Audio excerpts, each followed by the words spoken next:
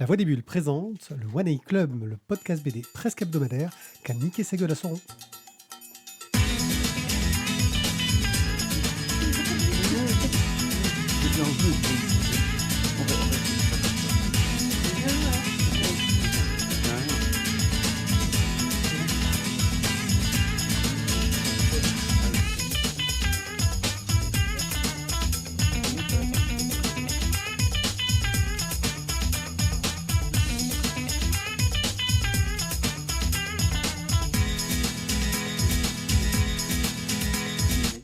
Coucou les gens, je suis One A Pied, je suis votre hôte et votre autre aussi sans doute pour ce podcast fantastique où notre cher Tizak va vous chanter de nombreuses chansons car il aime chanter. Salut Ti, ça va depuis tout à l'heure? Ouais, ça va bien. Tu te remets de tes difficultés Ouais, je m'en remets un petit coup. Voilà.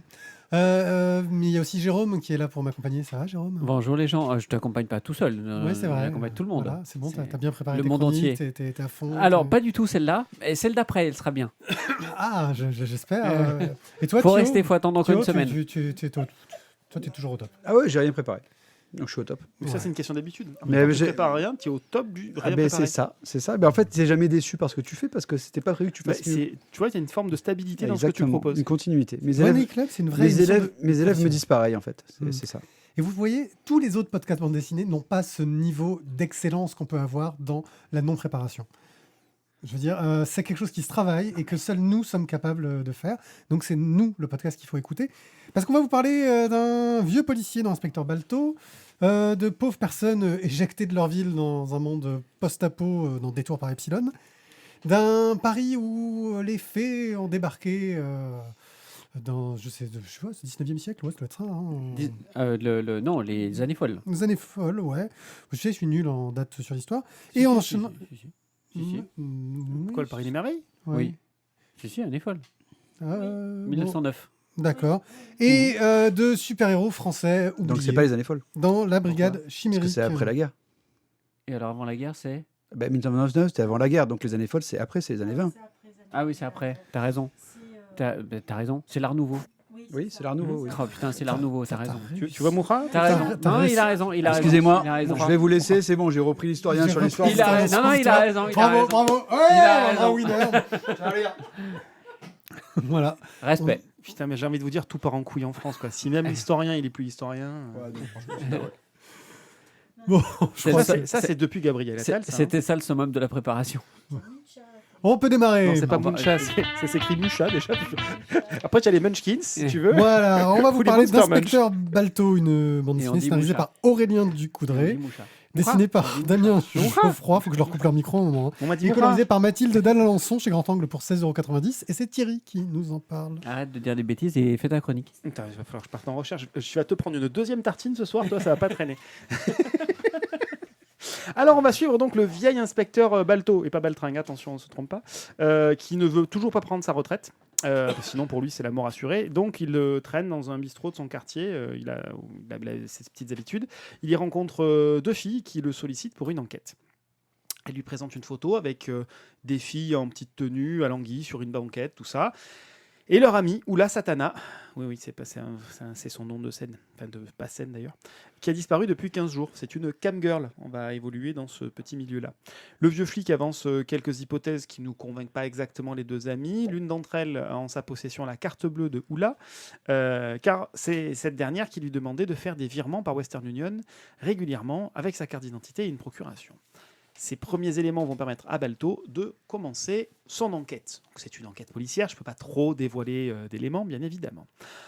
Alors, un nouveau flic fait donc son entrée dans le paysage de la BD policière. C'est Balto. C'est pas exactement un nouveau venu, hein. Vu son âge, vu sa méconnaissance des systèmes informatiques, des réseaux sociaux, etc.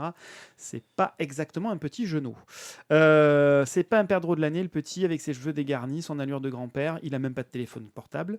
C'est vraiment le flic à l'ancienne, le flic à papa, qui n'a jamais utilisé son arme. Et pourtant, il est bientôt à la retraite. Ça vous donne un ordre d'idée, on est proche du commissaire Maigret. Et donc, heureusement, il a encore toujours des relations pour pouvoir mener ses investigations. Et donc, cette enquête va nous mener dans le monde des camgirls. Ça marque évidemment un certain décalage, voire carrément un gros contrepoint entre l'âge, l'attitude et les connaissances de Balto et le monde des camgirls qui, de fait, se veut un monde virtuel, un monde informatique et un monde de réseaux sociaux. Les recherches débutent de manière du coup assez banale, assez traditionnelle, et Balto va tenter de retrouver certains des abonnés d'Oula, ainsi que de trouver bien évidemment à qui est-ce qu'elle faisait ses virements bancaires. Donc on est vraiment dans quelque chose de très classique au niveau des bases qui sont posées. Le déroulement de l'enquête donc continue ce point de vue-là, et puis on va avoir des petits twists par-ci par-là qui vont venir dynamiser un petit peu l'ensemble. Parallèlement à l'enquête, on comprend aussi que Balto s'est séparé de celle qu'il aime, et pour cause, ça je vous laisserai chercher. La conclusion de cette histoire ouvre la porte bien évidemment à une suite, et pour sûr, Balto n'est pas prêt donc de raccrocher. Le dessin, lui, va à l'essentiel, il est relativement académique, des décors assez peu étoffés, pas mal d'aplats de couleurs. On est dans de la BD policière et pas dans du polar noir. Les couleurs nous le montrent clairement, puisqu'on est sur des couleurs claires, voire affadies ou pastel. Pour moi, un chouette moment de lecture, un chouette moment d'enquête. Et voilà, encore une fois, on sort du polar noir qui va attirer beaucoup de monde, et on est sur une enquête policière avec laquelle on prend du plaisir et qui est beaucoup plus simple. Mais quand même, un des points qui, pour moi, fait l'intérêt, et je vais essayer d'en parler sans spoiler, c'est qu'il y a quand même l'histoire personnelle de Balto qui en fil rouge tout le long de l'intrigue, et la suite est appelée par cette histoire personnelle. Et c'est ça qui est assez intéressant et qui en fait quelque chose qui rend le personnage plus attachant et qui en font quelque chose d'un peu plus profond que juste le vieux flic à la retraite qui veut pas prendre sa retraite. Il y a un peu plus que ça. Voilà. C'est ce que j'ai dit. Il y a son histoire de séparation et les raisons de cette séparation. Non, mais il faut, enfin, sans spoiler, sa femme est en prison. Bon, de toute façon, c'est dit, voilà. Même si on Mais ne voulait non, pas le dire. mais non, mais ça spoile pas. C'est tout l'intérêt, voilà. Et on dit pas pourquoi elle est en prison, mais c'est très intéressant. C'est dit assez tardivement dans le bouquin, mais bon. Qu'elle est en prison? Ah non, Ouais. pas du tout. Non, bah non. Bon, on refouillera encore les pages, on va faire que des Bon, ça bims. change pas grand-chose. Ce sera le titre de dit, l'épisode Bim l'archiviste.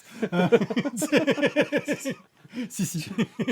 Ça y est, vas-y, cherche la page. C'est la tienne. Hein, C'est vraiment, on a pas dépassé les 2 tiers du livre là, on est loin quand même. Hein. Ah bon? Ah oui, je Ah t'assure. ouais, d'accord, ok.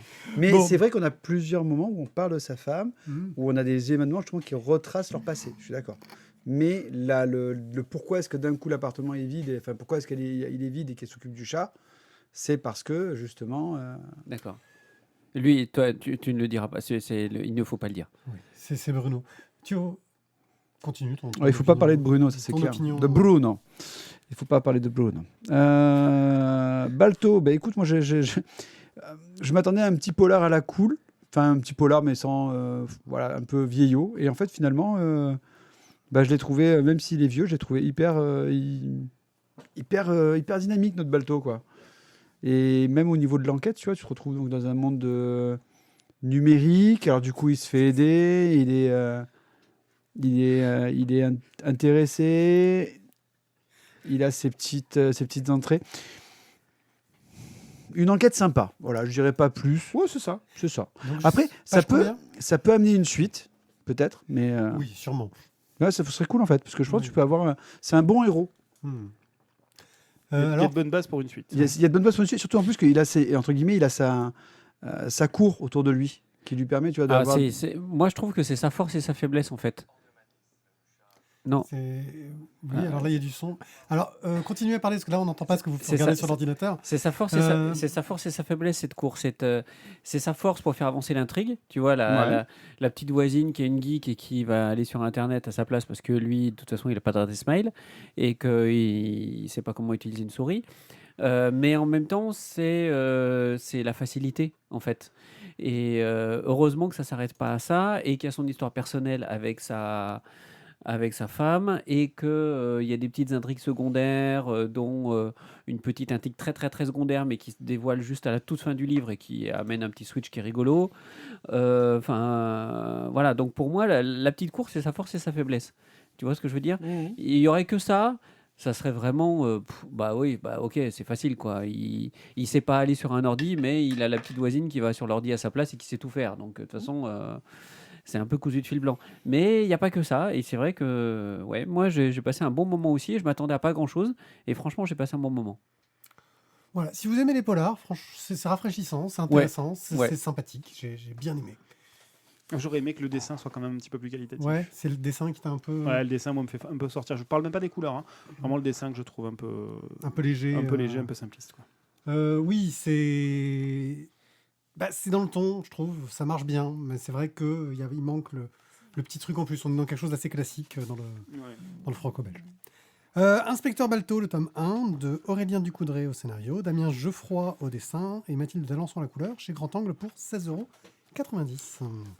Donc je vais quand même rendre à César, c'est pas les 2 tiers, c'est le premier tiers du livre. Premier tiers du livre, voilà. Premier tiers, page 20, page 19, page 20, sur un truc qui fait 60 pages. Premier tiers. Mais bon, les années folles en 1909, quand même, c'est de la merde. Détour par Epsilon.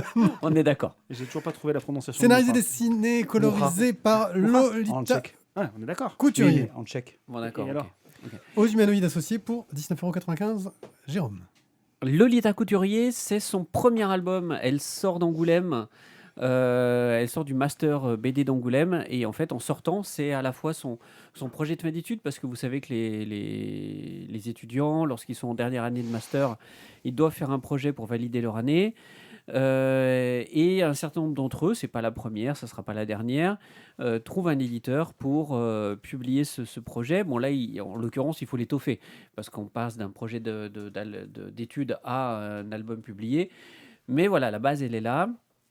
Et pour un premier album, donc c'est Tom, dans un monde post-apo. Alors Tom, c'est un prénom féminin, là, en l'occurrence, dans son album, dans un monde post-apo. On ne sait pas trop ce qui s'est passé, mais quelques regroupements d'humanité se sont faits dans des villes qui sont fortifiées et qui portent des lettres grecques. Donc elle est dans Delta, et son copain, qui la met enceinte, la fout à la porte. On sait pas trop, enfin de mémoire, on sait pas trop pourquoi. Mais voilà, elle se fait foutre à la porte. Je crois qu'elle se fait foutre à la porte parce qu'elle est enceinte. Parce qu'elle est enceinte, mais Ouais, c'est un peu chelou C'est quand pas- même. c'est pas clairement C'est pas expliqué. clairement dit. Ouais. J'étais pas sûr que ce soit parce qu'elle est enceinte. Je crois que c'est On le soupçonne. Elle lui dit, mais en plus, je suis enceinte. Oui, mais Donc, voilà, du coup, c'est ça. on sait pas. Enfin bon, elle se retrouve à la porte et abandonnée à elle-même dans un monde qu'elle connaît pas et dans un monde surtout où elle n'a aucune compétence pour survivre. Donc son objectif, c'est d'aller jusqu'à Epsilon, autre ville qui est au bord de la mer et pour lequel elle connaît vaguement la direction parce qu'elle a une carte d'avant l'apocalypse. Donc, Son copain est sympa, il a lâché dehors au milieu de nulle part avec une carte. mais quoi. avec une carte. Voilà, mais une carte qui date d'avant l'apocalypse. Donc, bon, elle sait qu'il y a un peu des trucs à passer au milieu. Et puis surtout, il va falloir qu'elle fasse vite parce que quand on dit qu'elle est enceinte, elle n'est pas enceinte de 3 semaines, quoi. Donc, elle a déjà un gros bide. Donc, elle doit être facilement enceinte de 6 ou 7 mois. Donc il faut qu'elle se Ou elle boit dépêche. beaucoup de bière. Hein. C'est une possibilité. Donc il faut qu'elle se dépêche. Et là-dessus, elle va être accompagnée par une petite blondinette qui sort un peu de nulle part, mais qui va s'accrocher à ses basques comme Chewing-gum. un chewing-gum. Voilà. Ok. Soft. Ouais. Ouais. Hein voilà. Voilà. Elle est restée, elle s'accroche. Hein. C'est ça, elle s'accroche. Comme un arapète. C'est quoi un arapète? C'est Non, c'est Narapet 2. Alors les deux existent. Arapète aussi Oui, c'est Ah, bah, c'est désolé. plus drôle alors, Narapet. C'est devenu une émission culturelle. C'est France Inter, les gars. Qu'est-ce qui nous arrive? France Culture, France Culture. Bon, alors, clairement, Evelyne, tu vas rester à côté avec un ordinateur et tu vas vérifier toutes les infos. Hein. Bon, Info intox, quoi. Maître Capello, Maître Evelyne. en fait. donc, elle va avancer, elle va retrouver, elle va rencontrer un gamin qui va qui va se prendre un peu pour son chevalier servant. Il va lui arriver un certain nombre d'aventures et on n'en dira pas plus. Alors, moi j'ai beaucoup aimé le dessin, très simple. Alors, j'aime moins les aplats de couleurs, on l'a déjà dit, on a déjà fait la blague là-dessus. L'archiviste n'aime pas les aplats de couleurs. Je reconnais que c'est assez fade. Tu te fais des blagues tout seul. On se souvient pas avoir dit ça, mais Ben si. ça t'avait marqué. On t'a touché. Désolé, on t'a touché dans ton estime. On C'est pensait ça. pas. Voilà. C'est le nom provençal. Et mais à part ça, moi j'aime bien l'ambiance, l'atmosphère. C'est pas une histoire absolument bouleversante, mais déjà pour un premier album, je trouve que c'est une vraie réussite. C'est une vraie réussite de la part de Lolita Couturier. Et moi, je trouve que c'est extrêmement prometteur pour la suite. Donc, je pense que c'est une autrice qu'il va falloir suivre. Voilà. Donc, je vous encourage fortement à découvrir cette jeune autrice et de découvrir son univers dans Détour par l'Epsilon. Tu t'es traché sur le. Tu t'es fait Sur le démonter chat. sur le chat. Tu vois, on Non, n'en c'est dira ta pas fête, plus. c'est Je ta trouve que fête c'est ce drôle soir. de ta part. C'est pour toi. Hein, c'est voilà. Ok. Tu te trashes toi-même. c'est gratuit, C'est mais, tout pour ta gueule. C'est cool. Allez, passe une bonne soirée, Jérôme. Alors, Détour par Epsilon, je vous avoue que ça m'a pas follement enthousiasmé. Pour rester poli, tu as touché une sans faire bouger l'autre. C'était la version polie, je te remercie. Tout en classitude. On est sur l'émission Il y a culturelle. Non, je sais, ouais, c'est une émission culturelle, mais le scénario m'a. Enfin, j'ai rien trouvé de ouf dedans. Voilà, je suis désolé. Et en plus, il y a les autres qui sont en train de lire en même temps le chat, donc désolé. Je vais faire 2 fois désolé, comme ça c'est fait. Je suis désolé si on a des auditeurs de qualité qui nous font rire. C'est ça, mais ils ont de l'humour, eux. Ils ont de l'humour, eux. Même qu'à la fin, elle meurt pas. Nanana. Vous l'avez- Qu'est-ce que vous l'avez- tu, vous l'avez qu'est-ce cherché, que celle-là. tu veux en faire? Parce qu'en fait, la blonde, c'était son père. Alors, par contre, moi, j'ai une question sur l'enfant, et à un moment donné, je me suis même posé la question, est-ce qu'elle existe réellement? Oui, on peut se poser vraiment la question. Je me suis posé la question en me disant, mais est-ce qu'elle existe réellement ou est-ce qu'elle est que dans la tête de la fille? Oui. Moi, j'ai l'impression qu'elle est que dans la tête de la fille. Mais J'ai eu des doutes. C'est ça, en fait, c'est que j'ai jamais eu de preuves. au début, j'ai eu des doutes, et puis à un moment donné dans l'histoire, je me suis dit, elle est que dans la tête de la fille. Et ben, j'étais pas sûr. Oui, mais même avec cet événement-là, je pense Ouais. que je parle du même. Et donc, vous J'ai eu continuez le- de spoiler ou on arrête à un Non, moment non, mais je te pose juste une question. parce Non, que- il y a un doute, on spoil pas. Il y a un doute, on spoil pas.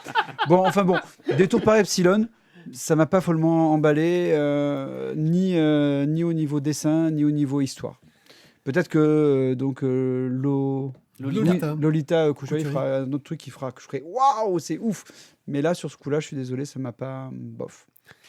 Moi, j'ai trouvé ça sympathique. Je trouve qu'il y a une idée intéressante sur la base. Les relations entre les personnages sont pas mal.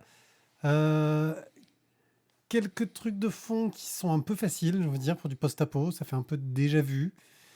On a envie d'en apprendre un peu plus sur ce monde. C'est un post-apo assez propre, hein, quand même. Ouais. Assez propre sur lui, quand même. Hein. Ouais, mais bon, il y a quand même des trucs dangereux dehors. Enfin, voilà. On suis n'est pas dans le Walking Dead pas. non plus. Hein. Je trouve que ça manque un peu d'émotion, en fait, qui fait que. Alors que l'histoire s'y prêtait bien, le sujet s'y prêtait bien. Et ouais, non, j'ai trouvé ça sympathique, mais sans plus. Je pense que c'est une autrice à suivre, parce qu'il y a vraiment du potentiel. Il y a quelque chose que. Voilà, je sens que j'ai envie d'en apprendre plus, mais j'ai pas eu ce que j'attendais de l'album. Randall dit que ça lui fait penser à Havre. Et en Ah, ouais. bien, mais oui. mais moins bien que Havre. Et au niveau des décors, ça pourrait être le Havre. Oui. En plus, mieux, non, c'est mieux que le Havre quand même, au niveau des décors. C'est mieux que le Havre, c'est plus joli. Arrête de dire ça, je te rappelle pas, tu y es resté que 6 mois. Oui, je sais, mais quand même. Je veux dire, les seules images du Havre que j'ai, c'est dans les bouquins de Géo, ils te montrent qu'il y a un grand port moche. Et c'est tout. Bon, je crois qu'il est temps de faire de la pub. Vous aimez la précision, vous aimez la préparation, vous aimez les choses claires et nettes. Vous aimez les fins d'histoire? Vous aimez les fins d'histoire. Vous n'aimez pas les surprises. Rejoignez-nous et soutenez-nous dans notre podcast. Grâce au talent de l'archiviste, vous aurez des infos historiques précises et claires. Grâce à la mauvaise foi de Tizak, vous saurez enfin ce qu'on doit penser de nos politiques. Grâce au bon goût de Thio, vous saurez enfin ce que c'est que de savoir la vérité sur les choses profondes. Et grâce à ma verbe qui essaye de dire des conneries. Avec ça, vous vous démerdez.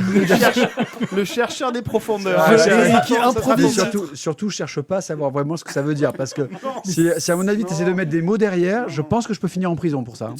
Je suis totalement en impro total sur ce que je suis en train de raconter, donc Ah c'est bon, normal que ça ça se n'en voit- rien. ça se voit pas Franchement, du ça tout. se sentait pas du tout. Mais il faudrait quand même remercier Matt Deka, Siobhan, Warloff, Stéphane, Cobal et Boob qui nous soutiennent sur Tipeee. Faites quand même, c'est vachement bien de nous soutenir. Mais bien sûr, vous pouvez parler de nous sur les réseaux sociaux, c'est toujours un plaisir. Donc, n'hésitez pas à aller sur tipeee.com/lavoixdesbulles. Donc, Merci Randall, j'aime bien celle-là. voilà, il y a des blagues dans le chat. C'est dommage que dur. personne vienne, hein, parce que Il y a une nous, bonne on se marre ambiance. bien dans le chat. Non, faut quand même qu'on fasse gaffe parce qu'il y a certaines émissions de radio que j'écoute régulièrement en allant bosser. Et quand il y a des humoristes qui clashent un peu comme ça des villes, il y a les politiques qui appellent l'émission de radio, qui appellent la station en disant dites donc, il faudra arrêter de nous clasher. Et en fait, les humoristes, ils vont faire l'émission d'après dans la ville qu'ils ont clashé. Donc moi, j'ai pas du tout envie d'aller au Havre, hein, je vous le dis. hein. Ouais, mais alors là, je te rassure tout de suite, le Havre, ils sont trop contents qu'on prononce les mots Le Havre. N'empêche que la Guadeloupe, c'est un endroit bien pour Havre. Et je pense que Moi, je trouve que franchement, Papé été. Non, voilà. c'est très surfait. hein. C'est très surfait. Très surfait. Déjà, dans le nom, il y a un souci. Tout ce bleu, franchement, c'est d'un chiant, puis, hein. voilà, C'est Azertov plat, propose c'est de faire plat, peu de c'est ça. Havre. Pot de Havre. Pas de Le Havre, ouais, ah ben non. Le Paris des merveilles, tome 1 et 2, d'Étienne Willem et de Pierre Pével, qui co-adapte son propre roman, dessiné par Étienne Willem, colorisé par Tandja Wenich, je prononce sans doute très mal, chez Dracou pour 14,90 € le tome. Donc, 2 tomes qui font un roman. Je t'en prie. Alors, Ouais. le Paris des merveilles, déjà, parce qu'il faut un petit peu préciser, nous en avions déjà parlé dans Les Artilleuses.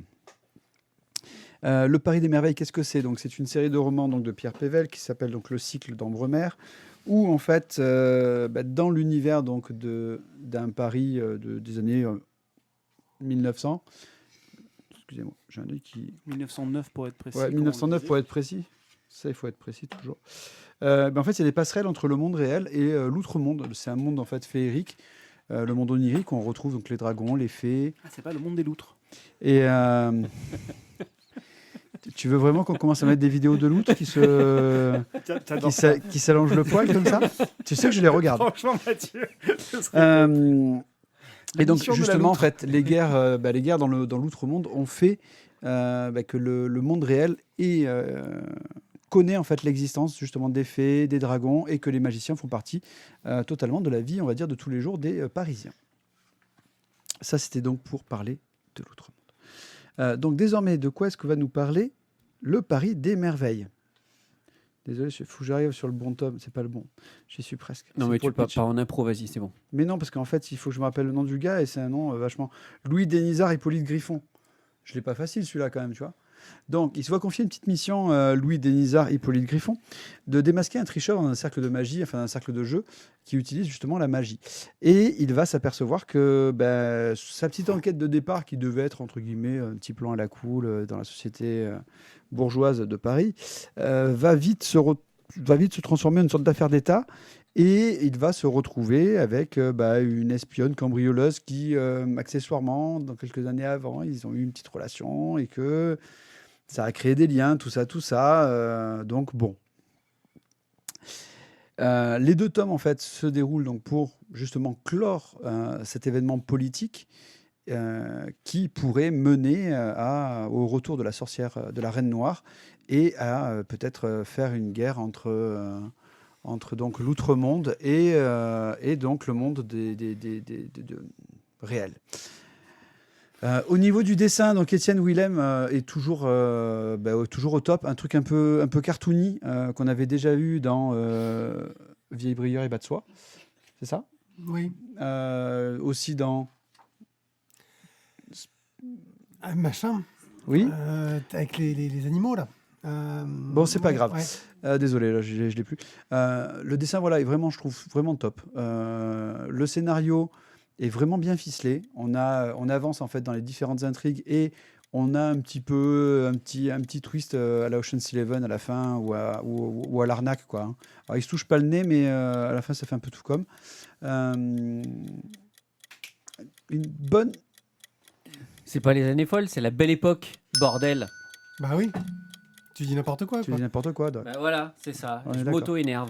Ok. Je te coupe le bip pour la peine. Merci. Donc voilà, vraiment, je trouve un beau 2 tomes. J'avais beaucoup aimé déjà Les Artilleuses. Et je trouve que là, on est un peu plus finalement dans la richesse du monde de Pierre Pével, parce qu'on a vraiment toutes les possibilités, je trouve, qui se mettent en place. Donc je pense que c'est vraiment un univers à creuser en bande dessinée, parce qu'il y a vraiment des belles choses à faire. Moi, je suis assez d'accord. J'ai bien préféré le Paris des Merveilles aux Artilleuses, que je trouvais un peu bourrin. Et qui, en tant que spin-off, explorait moins l'univers. C'était un peu comme si on était censé un peu le connaître déjà. Et là, je trouve que le côté enquête policière fonctionne bien, utilise bien les spécificités de ce monde-là. On a un univers qui est intéressant et riche, qui prend des choses connues. Hein. On retrouve l'outre-monde, c'est la cour d'Oberon dans Songe de nuit d'été de Shakespeare. C'est ce genre d'idée-là. Et l'enquête est vraiment intéressante. Les personnages sont vraiment sympathiques. Niveau dessin, c'est moi qui dois avoir les yeux en vrac, mais j'ai eu un peu du mal. Il y a 2 personnages féminins et à un moment donné, je me suis rendu compte que je les avais confondus. Donc, c'est le seul truc qui m'a un peu gêné. Le trait cartoony d'Étienne Willem est étonnant sur ce thème de thématique. Tu t'attendrais à quelque chose de beaucoup plus Mucha, tu vois, Oniri, enfin un peu plus réaliste. Mais ça marche bien. Je trouve que ces personnages ont des gueules qui fonctionnent pas mal. Il y a une grande subtilité. Moi, j'ai passé un bon moment. Ça donne envie de connaître la suite. Mais ça donne surtout l'impression que les romans sont sans doute vachement mieux. Il y a aussi ce côté-là. C'est ce qui fait que moi, du coup, là, j'ai eu envie de les lire, en fait. Donc là, je suis en train de les récupérer. Et je pense que ça va être une de mes prochaines lectures. Après, là, Star Wars de la Haute République. Mais c'est un peu long parce qu'il y a beaucoup de bouquins. Mais j'avais déjà entendu parler de la série, parce que je crois que c'est des trucs qui viennent de l'époque Brajlon, en même temps que Agone et compagnie. C'est un peu la même période. Je sais pas si c'est Agone, mais c'est Brajlon, oui. Oui, c'est la même période. Donc, Azer nous dit qu'ils avaient fait un event en sortie de métro à Paris. Pour la sortie de la BD en costume. Ah, ça devait être la classe. Il se passe plein de choses à Paris, hein, vraiment. Ouais, franchement, c'est pas comme chez nous. Hein. Nous, en sortie de métro, à part tu perds ton portefeuille, quoi, pas plus. Arrêtez le cliché, quoi, ça va. On ne faisait pas non plus raqueter à tous les coins de rue à Marseille. Ça peut être en ligne droite aussi. Hein. Jérôme. Alors moi, j'avais pas aimé Les Artilleuses non plus, et j'ai bien aimé le Paris des Merveilles. Je me suis laissé embarquer, comme vous. Le dessin m'a pas gêné du tout. L'univers est riche. Et puis bon, ce principe d'univers parallèle à notre univers et qui a des incidences sur notre univers à nous, c'est toujours sympathique. Donc voilà, donc c'est en plus avec cet art nouveau là qui envahit les pages et l'album, c'est quand même très beau. Voilà, précisons que pour ceux qui habiteraient vers chez nous, c'est-à-dire à Aix-en-Provence, il y a une exposition Moucha jusqu'au 24 mars Exceptionnel. à l'hôtel de Caumont. Dis-moi, t'as pas envie de me tuer mon truc? Parce qu'après, moi, j'ai juste un hiver, non? Hein? Voilà. Il voulait en parler pour la prochaine. Pour la prochaine, tu vois. émission, On en reparlera. Hein? On en reparlera si tu veux. Ouais. Mais il valait mieux en parler là, parce que pour la prochaine, voilà. Bah si. L'art nouveau aussi. Oui, bah d'accord. On met le temps qu'elle soit diffusée. Bah là, c'est l'art nouveau aussi. Le Paris des Merveilles, tome 1 et 2, d'Étienne Willem et Pierre Pével pour le scénario, dessiné par Étienne Willem, colorisé par Tangier Venich chez Dracou, pour 14,90 € le tome. La Brigade Chimérique Ultime Renaissance, un scénario de Serge Lemans, qui a abandonné son acolyte, c'est Fabrice Collin, je crois que c'était sur... Fabrice. Ouais, voilà. Et qui a changé de dessinateur. C'était Jess dans la première série, mais on y reviendra. C'est Stéphane de Canva au dessin et c'est Lou à la couleur. Un gros pavé qui est sorti chez Delcourt pour 34,95 €. C'est une suite, mais ça peut se lire sans avoir lu l'original. On va commencer par là. On y perd un peu, mais pas grand-chose. La Brigade Chimérique, c'était une histoire donc, qui était créée par Fabrice Collin et Serge Lemans, dessinée par Jess, qui était sortie chez La Talente, quand ils faisaient de la BD. Ils ont arrêté depuis. Qui était sorti en volume pour garder un côté feuilletonnant et qui nous faisait un hommage aux vieux héros de bande dessinée français d'avant la Seconde Guerre mondiale, parce qu'il y en avait, et donc dans la littérature populaire, et ils ont disparu. Et qui s'imaginent que ces héros-là avaient fondé la Brigade Chimérique, une équipe de super-héros qui était dirigée par Marie Curie, qui les étudiait et qui les aidait à s'en sortir. La première série nous raconte comment est-ce qu'ils ont disparu au profit des héros américains, lentement. C'était une série moi, que j'avais beaucoup aimée, que j'avais trouvé intéressante parce que c'était très très bien documenté. Ultime Renaissance se passe à notre époque, une époque contemporaine, où les super-héros américains sont reconnus et sont censés exister, Mais les super-héros français, il n'y en a pas des masses non plus, ils ne sont pas très connus. Et il y a un scientifique qui s'appelle Charles Dex, ouais, c'est ça. Oui, Charles Dex, parce que forcément, oui, Charles Dex. Il manque le terroir à la fin. Donc, Charles Dex, qui étudie cette proto-histoire qui nous montrerait que l'histoire des super-héros français a disparu plus qu'oubliée, mais qu'on peut en retrouver des traces perdues un peu dans tous les sens. Sauf que il va commencer à se retrouver mêlé à des aventures où des super-héros reviennent pour de vrai, parce que des super-vilains reviennent, c'est un peu le cycle classique, dont un monstre qui va prendre possession de quelqu'un et arriver dans les égouts pour contrôler toute une armée de rats et contrôler les gens au fur et à mesure, et qui est comme l'annonciateur d'une apocalypse à venir. Sur ce, le gouvernement français essaie d'embaucher Charles Dex et d'autres experts pour essayer de retrouver la trace des autres super-héros qui ont disparu, qui pourraient aider à lutter contre cette créature. Serge Le Mans arrive à faire quelque chose que je trouve assez réussi dans le côté hommage, c'est-à-dire qu'il va vraiment chercher des héros connus, mais c'est-à-dire que là, plutôt que d'aller chercher les super-héros d'avant-guerre, même s'il y fait encore référence, il s'intéresse beaucoup aux super-héros d'après-guerre. C'est-à-dire ceux qui ont existé, qui ont été créés. On pense à Fantax, on pense à des plus récents, ça va être Foxboy. Il les traite, il montre comment est-ce que ces personnages-là ont quand même existé et ont disparu de notre imaginaire et qu'on ne s'en souvient pas. C'est d'ailleurs un des sujets des attractions du Futuroscope. Du Futuroscope, Ouais, tout à fait. de Paris, qui reparle aussi de ces personnages-là qui existaient. Et moi, je trouve que l'histoire marche bien. On a une belle histoire d'aventure qui fait un peu penser à Invasion Galactus façon 4 Fantastiques quand même. Beaucoup. Qui marche super bien d'un point de vue super-héroïque au niveau de l'histoire. On voit que c'était fait pour avoir un côté feuilletonnant, mais Delcourt a préféré sortir un gros pavé de la mort. Ça perd un peu de son charme, mais ça marche bien quand même. Le dessin de Stéphane Canva déchire. Moi, j'adore sa mise en page, son trait, ses personnages. Et c'est vrai que pour avoir un côté plus moderne, plus contemporain par rapport à Gess, c'est vraiment approprié, ça marche bien. J'ai passé un très très bon moment parce que ça donne envie de se plonger dans cette histoire de la bande dessinée française qu'on ne connaît pas bien. Et puis c'est aussi une belle histoire de super-héros. C'est pas made in histoire, France. c'est pas histoire de la BD, hein. Histoire des super-héros français. Oui, pardon, de ce que je voulais dire, super-héros. Voilà. Bref, Brigade Chimérique, moi j'ai vraiment beaucoup aimé. Coup de cœur. Pour moi, oui, mais après, je comprendrais que vous ne me suiviez pas. Tiens, Thio. Non, Faudra attendre le tome 2, non? Pourquoi Parce que- Pourquoi moi Parce Non, que... toi Non, toi d'abord. Allez, Jérôme. Bon, moi je suis pas très objectif parce que je suis un grand fan de Stéphane Descanva. Et je connaissais pas très bien. Enfin, en fait, avant de lire La Brigade Chimérique Ultime Renaissance, je ne connaissais pas La Brigade Chimérique. Donc je me suis enfilé les deux. La première intégrale, parce qu'on maintenant on la trouve plus qu'en intégrale, et la suite. Alors, moi je partage tout ce que tu as dit. La seule petite nuance, c'est quand même que si vous avez la possibilité de lire les deux, c'est quand même vraiment bien.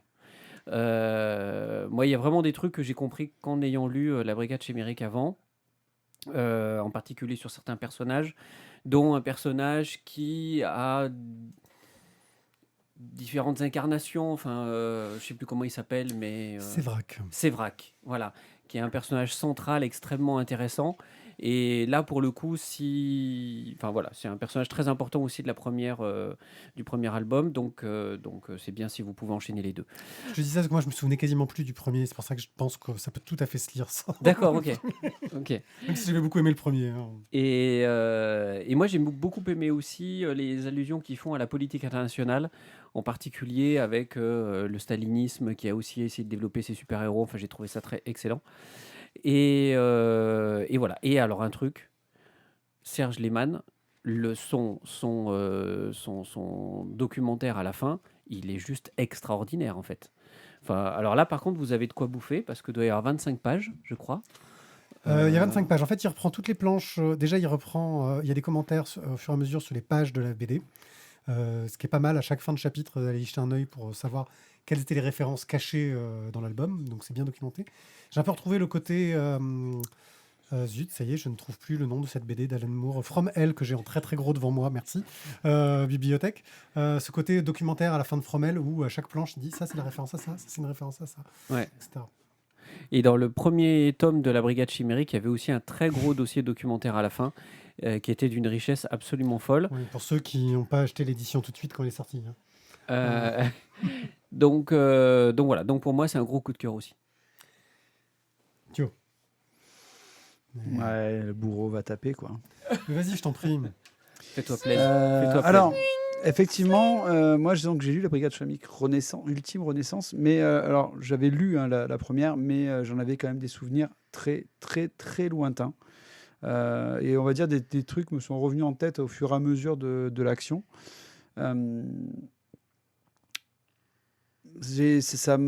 Voilà, oui, j'aurais pu finalement ne pas l'avoir lu, ça m'aurait rien changé, je pense.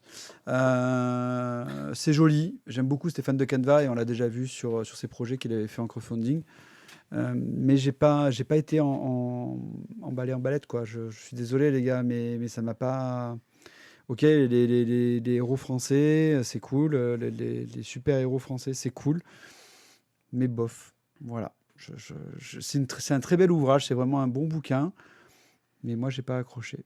Pas au point d'avoir un coup de Pas cœur. au point d'avoir un coup de cœur, mais en tout cas, l'archiviste et le dictateur l'avaient. Donc, c'est signe de qualité, hein, je veux dire. Peut-être que j'ai un goût de merde aussi. Hein. Moi, j'ai un demi-coup de cœur parce que j'ai juste vu déjà le nombre de pages et j'ai eu la moitié du livre. Ah, c'est une demi-molle, Et, en fait. Donc, j'ai une demi-molle dessus. T'as lu la moitié quand même. Ouais. Ah, c'est pas mal. Ah, donc du coup, vous avez un demi-coup de cœur. C'est pas mal, quand même. Joli score parce qu'on n'y croyait pas. Voilà. Il aurait lu la moitié du bouquin. D'ici Parce que aujourd'hui. c'est un pavé quand même. Oui. Voilà, Ah oui, d'ici aujourd'hui. Et encore, c'est juste que je me suis endormi cet après-midi. Donc la Brigade Chimérique Ultime Renaissance de Serge Leman, ou Le Mans, je ne sais jamais comment on dit, Stéphane de Caneva et Lou chez Delcourt pour 34,95 €. Bah oui, c'est un beau pavé. Un œil sur. L'histoire racontée par les séries, un livre de Michael Bertrand, sorti aux éditions L'Étudiant, parce que nous, on lit des livres qui se la pètent. Alors, de quoi que nous parle l'histoire racontée par les séries? Bah, a priori, le titre est assez évocateur. Hein. Il n'y a pas d'image quasiment dedans, désolé. Ah, c'est ce que je viens de dire. J'ai dit, ça vaut le coup de montrer les pages. Tu peux. Alors tu peux, mais voilà. Donc l'histoire racontée par les séries, c'est justement donc l'histoire dans les séries télé. Vous avez en fait le bouquin est en plusieurs parties. Donc cet âge-là déjà au côté historique de certaines séries, donc Viking, Game of Thrones, The Crown, Révolution, qui est une série que j'ai pas du tout vue. Voilà, je sais pas si vous l'avez vu, c'est une série sur la Révolution française avec des zombies. J'ai raté un événement comme ça, je suis un À peu force déçu. de pas bouffer de pain ni de brioche, ils finissent vraiment par être tout ce que les titres. C'est ça, c'est ça, je suis un peu déçu d'ailleurs. Et Peaky Blinders aussi. Et ensuite, vous avez des petits essais justement sur différents thèmes, sur l'Uchronie, sur le scénariste et l'histoire, qui sont assez intéressants. Je pense que c'est un bouquin qui déjà vous parle forcément d'histoire et pose des questions en fait sur comment les scénaristes des séries écrivent l'histoire. Certains sont complètement à l'ouest par rapport aux faits historiques, mais justement, est-ce que finalement, qu'est-ce que nous, on voit dans les séries au niveau histoire? Je pense que du coup, un historien va, à mon avis, kiffer sa race là-dessus. Et je pense que soit il brûle le bouquin. La Révolution, un complot d'aristocrates zombies. Ouais, mais après, il y a des vraies libertés quand même. Mais voilà, moi j'ai beaucoup aimé le bouquin. Ça se lit, donc il y a presque 200 pages. Franchement, je crois que je les ai lus en 2-3 fois parce que ça se lit très facilement. Il faut avoir un petit peu des petites références historiques pour savoir déjà de quoi il parle. Et il ne faut pas être triste si vous avez une série que vous n'avez pas vue et qui a déjà 17 saisons et de vous dire, ok, bon, en fait, ils m'ont fucké le game parce qu'ils m'ont spoilé. Effectivement, Viking, j'avais pas vu la série et j'ai appris plein de trucs, mais comme de toute façon, je l'aurais jamais regardé. C'est une très bonne série. Moi, j'ai pas vu encore la Mais dernière saison de The Crown et j'aimerais bien savoir ce qui va arriver à la blonde là. Je veux dire, me spoilez pas. Hein, c'est vrai que franchement, The Crown, il y a un vrai truc quand même. Il y a un vrai suspense. Il y a un vrai suspense. Par contre, dans Peaky Blinders, pareil, tu vois, je voulais voir la série. Bon, là, c'est mort. Mais du coup. Il paraît que c'est très bien pourtant. Mais pourtant, c'est très bien. Mais après. La musique est géniale. Je t'en fous. Mais franchement, je trouve que c'est un bon bouquin. Moi, j'ai trouvé ça super intéressant pour. Alors, c'est un bouquin de 2022. Donc, c'est pas non plus un truc très très vieux. Donc, il parle quand même de faits d'actualité. Mais qui est intéressant sur le questionnement de l'histoire et des séries télé. Voilà, donc peut-être que, comme je vous disais, un historien, s'il le lit, il va, à mon avis, peut-être me mettre directement sur le bûcher au pilori. On verra, mais c'est un bon bouquin à lire et ça se lit très très vite. Voilà, bonne lecture à vous. Bon, amusez-vous bien. Randall est outré, hein, parce que ça parle d'histoire et ça spoil, c'est qui l'auteur, quoi. C'est un certain Monsieur Bertrand, et pour le coup, Et aucun lien. aucun Hein, lien, c'est comme vraiment. Dave Stewart. C'est comme Dave Michael. Stewart. C'est Comme Dave aucun Stewart, lien. c'est aucun lien. Putain, c'est les mêmes initiales en plus. MB. MB. Milton Bradley aussi. Donc, Les jeux MB. l'histoire racontée par les séries de Michael Bertrand, aux éditions L'Étudiant. Et on vous mettra un lien Amazon pour le choper si vous voulez. C'est pas grand-chose. Ouais, c'est le jingle pour dire qu'on va dire au Ah, c'est revoir. ça, on dit au revoir. On dit merci aux gens, c'était cool. Parce que comme maintenant le générique de fin il est court, il faut qu'on ait un petit peu de temps pour dire ça. Parce qu'on a Merci dit les que- gens, c'était voilà. cool. Voilà, merci. C'est pas Vous ça pouvez le qu'il faut dire. Ouais, alors moi j'aime bien parce que du coup c'est nous qui disons qu'on s'auto-congratule en fait. Hein, c'était super. Hein, les gars. Alors, c'était bien. Hein Non, je suis Bah, désolé, je suis désolé. T'es jamais mieux avec par Euh, soi-même. quand même. C'est ça qui est vous bien. n'avez pas vu le chat de qualité qu'on a eu là, le nombre de vannes, on a eu des fous rires grâce au chat. Quoi. C'est Je veux vrai. dire, c'est quelque C'est chose. vrai. C'est ça arrive cou- pas tout le temps. C'est couillon pour les gens qui vont l'écouter en replay. Bah, surtout après. qu'ils ont pas le Attends, mais moi, ce qui me fait Tu vois halluciner, voilà, c'est que Randall a vu Révolution. Quoi. C'est ça qui me- Ouais. Moi, ça, je kiffe. Quoi. Ouais. Mais tu vois, je suis déçu de ne pas l'avoir vu. Donc, tu vois, c'est- les pitch de départ bien, Ça réalisation bien, mais ça retombe vite. quoi. Comme les Ah, bah, c'est comme les... comme les bah, traites. j'allais dire comme les zombies, hein, souvent ça tombe vite. Ça, hein. ça manque de hauteur, Voilà. hein, ça plafonne Ouais. un peu là. C'est pour ça qu'ils ont inventé la guillotine, parce que pour les zombies, leur couper la tête, c'est efficace. Je vois pas d'autre explication. Oui, alors faut juste je vois se pas mettre d'autre. bien en rang d'oignon, les uns à la suite des Et autres. puis, il faut les qu'ils gars. passent à l'horizontale C'est aussi, ça. c'est compliqué quand même. hein. Mais je pense que, mais tu sais, comme ils rampent à moitié. Enfin, Bah, tu sais, en fait, il y a un mec qui coupe pas les têtes, il casse juste les tibias. Comme ça, poum, il tombe au bon endroit. Eh non, c'est un job. Hein, c'est un job. merci de nous avoir écoutés. On se retrouve dans quelques minutes pour une 3e émission si vous nous écoutez en live. On se retrouve la semaine prochaine où on décalera, on verra comment on fait. Si vous nous écoutez en podcast, n'hésitez pas à aller sur lavoidesbulles.fr pour avoir toutes les infos sur nos émissions et à nous suivre sur les réseaux sociaux. La galerie de Mathieu pour Mathieu, la voix des bulles One IP pour moi. Merci à tous. Ciao, ciao. Ciao. Au revoir les gens, à bientôt.